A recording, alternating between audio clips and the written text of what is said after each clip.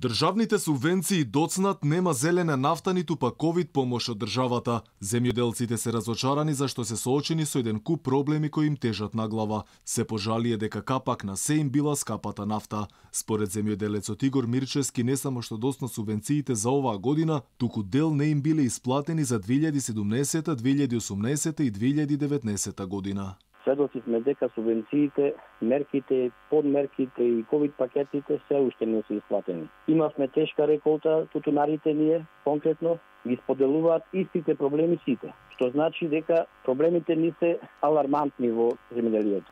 Земјоделците не само што се оставени без субвенции, туку веќе неколку години мака мачати со откупот. Вела дека немало култура која не завршила на депонија или на буниште. Вината ја префрлаат кај Министерството за земјоделство, зашто како што велат, иако се фалеше, сега не им обезбедиле сигурен откуп и високи откупни цени.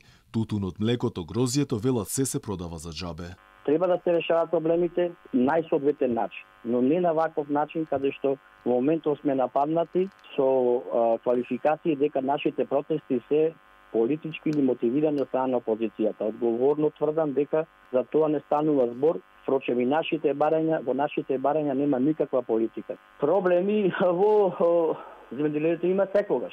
Тешка реколта, ради суши, ради немање на доволно и влага во почвата. Имаме проблеми со најава за покачување на дизел горивата со фамозната зелена такса. Земјоделските маки не застануваат тука. Ако во регионот земјоделците имаат поголеми поволности за купување на нафта, во Македонија само поради власта тие плаќаат 10 денари поскапа нафта како последица на акцизите и даноците.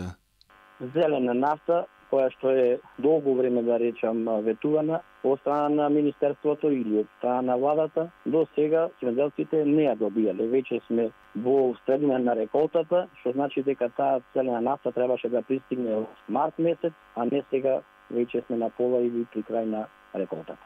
И додека земјоделците мака мачат со родот и откупните цени, ресорниот министер Аријанит Хоџа рече дека секогаш кога луѓето протестираат биле во право и дека тој бил спремен да разговара за да се изнеде решение, но барем за сега до тоа не било дојдено. Инаку последниот во низата протести беше во Прилеп. На улица излегоа буквално сите: сточарите, градинарите, тутунарите, лозарите, пчеларите, млеко и оризопроизводителите, кои јасно побараа владата да ги исполни дадените ветувања.